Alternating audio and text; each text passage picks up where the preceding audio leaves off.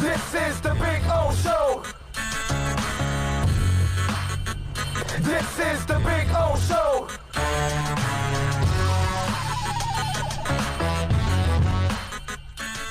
Today, are you going to be worried about training camp? It's kind of like, the whole Tua thing now. It's one day he looks great, one day he doesn't, one day we want him to start, the next day, oh my God, get Fitzpatrick back. It's just ridiculous. Look, I've been doing this for 30 years, okay? And let me tell you what I've learned a lot in 30 years.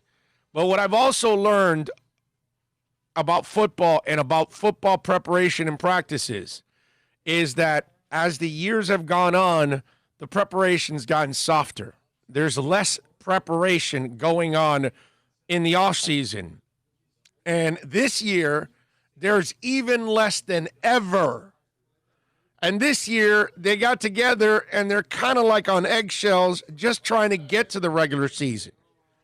Because they're trying to avoid this COVID crap, like all of us every single day of our lives, trying to avoid COVID.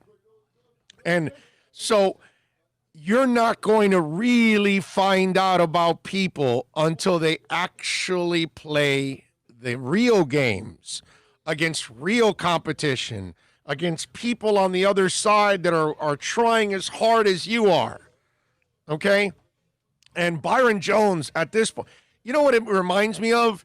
It reminds me of Portland winning game 1 and people all of a sudden thinking that Portland is going to, win this series. Like Charles Barkley, right? He was on that stupid train.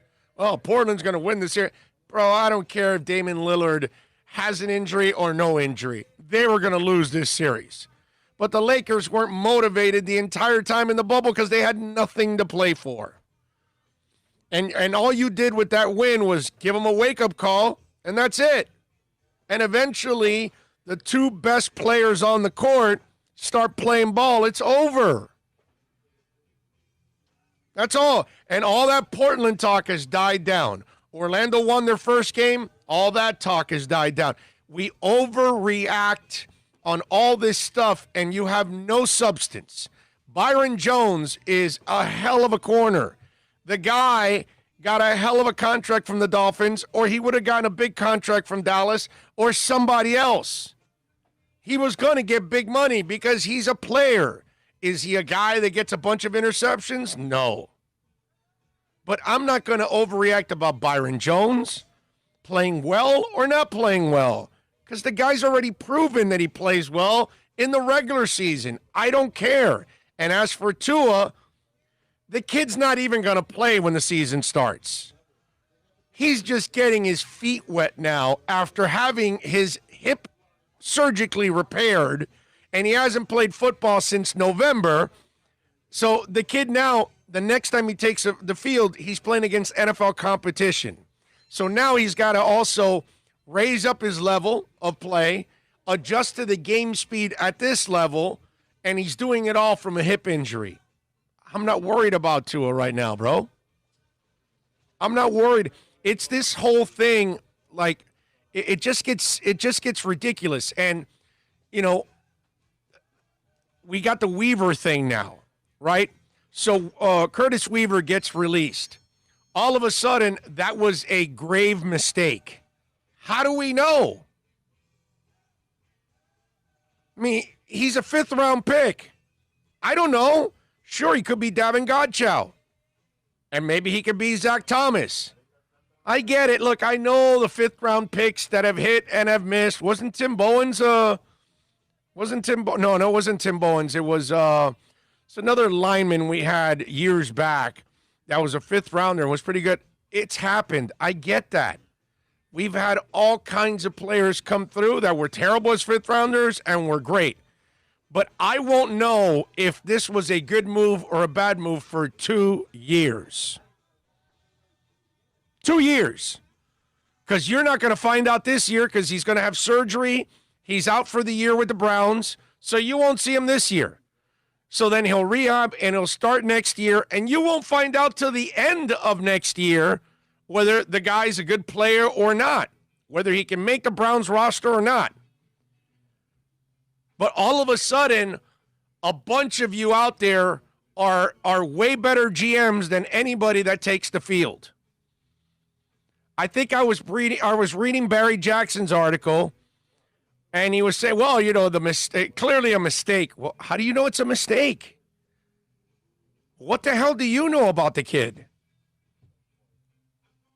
And he didn't do enough to impress you or depress you as fans.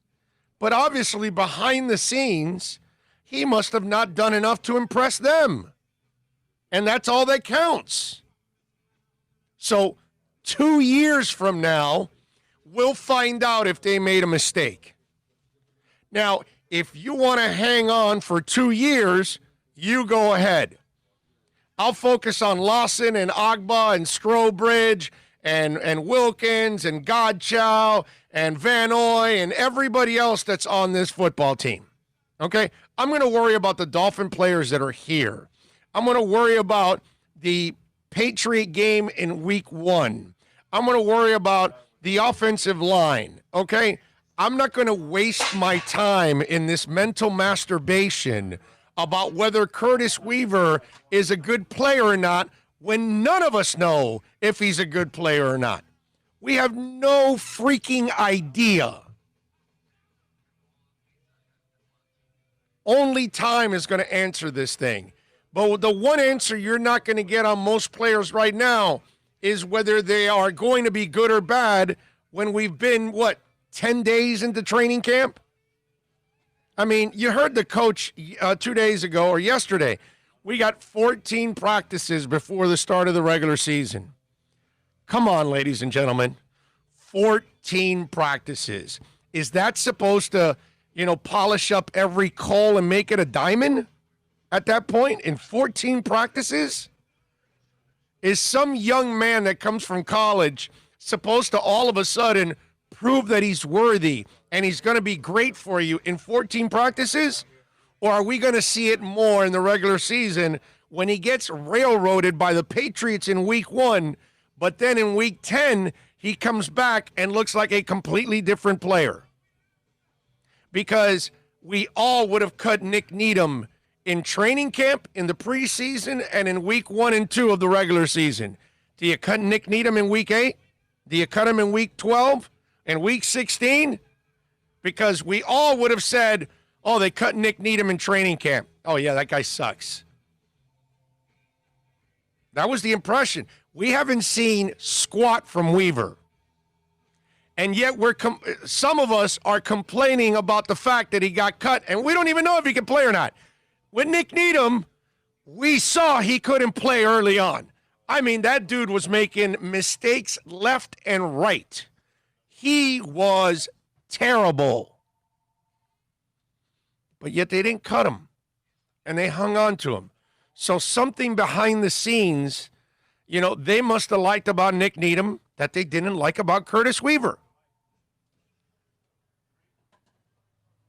I don't know what it is.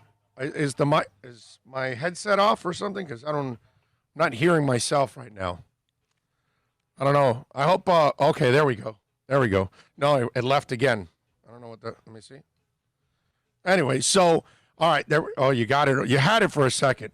You may want to change the cable or something. Change the cable, bro. What's it called? You look at this situation, and the problem with fans and some media members is you actually don't look at things objectively. You don't look at things with some common sense. And you have to, in the end, you have to trust these guys. Are they going to be perfect? Here's the other thing. Did some of you out there that were complaining about Curtis Weaver, did you think every draft pick was going to make this team? I'm wondering, do you think every draft pick was going to make this team? Or do you think there was going to be some failure along the way with several of their picks? Because I expected it. I didn't expect all 13 players to make the roster. And whatever undrafted free agents they signed, all of them, oh, yeah, no, these guys are such geniuses that they're going to hit on every pick. No, the idea of collecting and accumulating a lot of them is so when you do miss, you still have a good group of players that you hit on. That's the idea. So if you draft 13 and you miss 6, but you hit on 7, that's a monster draft class. Because normally you get 7, and if you hit on 3 or 4, you've had a monster draft. Monster draft if you've hit on 3 or 4 out of your 7. So guys were going to fail. And by the way, these guys are going to fail too. They're going to cut the wrong people. Sometimes they'll trade the wrong guy. Sometimes they'll sign the wrong guy. It's the other way. That's the problem. So, you know what I mean? That's why you can't look at this situation and all of a sudden say, oh, no, well, they made a mistake with Weaver. Guy hasn't proven anything yet. He didn't even show us what Nick Needham showed us early on. And this is also a different year. Teams are up against, a tough situation. They've got to make quick decisions in 14 practices. They don't have them for 5 months walking around, attending meetings, going through walkthroughs, mini camps, training camp, preseason. You're around the guy for 5 months. Now you can really see his work ethic and his dedication. There's a whole different ballgame when you've got 5 months to do this than when you've got only less than, a month. You got 4 weeks to get ready. And you got 14 practices to get ready for an entire regular season. Come on, ladies and gentlemen. This isn't an easy thing for anybody. And to make it sound like they've got this thing down pat and they're going to be able to figure everything out and they're going to get every decision right and they're not going to miss, it's impossible. But nobody knows whether Curtis Weaver can play or he can't play. Nobody knows yet whether Tua is on the right track or not on the right track. What I do know is he's not out boozing. He's not out going out with IG models. He's not staying out late. He's not a bad dude. He's dedicated. He's a professional. So he's going to give himself every fighting chance to get in there. But on a season like this, you have to have patience with that position because you cannot put a young man out there when, one, mentally he doesn't have everything, down pat. 2, the people in front of him, those positions aren't settled yet, and they're untested. Okay? Nick Needham was getting tested and was terrible early on and then got better as the season got on. I'm sure that's going to happen to some of these linemen. They're going to be terrible early on, and then they'll figure it out, hopefully, and then you'll get an offensive line together. And then when you get an offensive line together, then all of a sudden Tua will be ready to go out there because he'll have time. He had watched Fitz prepare for several teams throughout the week in practice and everything else. And now all of a sudden, the kid is ready to jam. You know what I'm saying? So that's where I'm telling you, you guys gotta have patience. And yes, perfect. And you gotta relax because you don't have the answers. And you're not better than Chris Greer or Marvin Allen or Reggie McKenzie or anybody else in the front office. You don't know more than they do. Maybe Curtis Weaver is a guy that's not dedicated. Maybe he's going to be a Pro Bowler. I have no idea. But this whole overreaction, man, what a joke, dude. Remember Weaver? Wasn't he supposed to be taken in the 3rd round, something like that, and he dropped? Yeah. And now he's, you know what I mean? He's sliding the wrong direction, correct? There was something they didn't like. You know what I mean? Something they didn't like. What else do we have? Big O, I live in Dallas. Yes, I get it. You saw the kid last year. I just hope, yeah. Again, bro, change your tune, bro. Change your tune. Change your tune because if it's the same shit every day, I'm not dealing with it. Okay?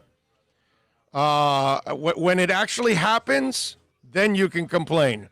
But when you start complaining about training camp, dude, I lose pretty much all respect for you.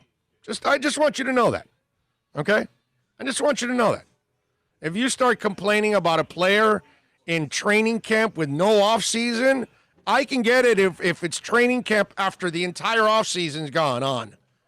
You know, that's a whole different ballgame. But if you're complaining about something with a couple of practices, 7 practices in, I mean, give me a break, dude.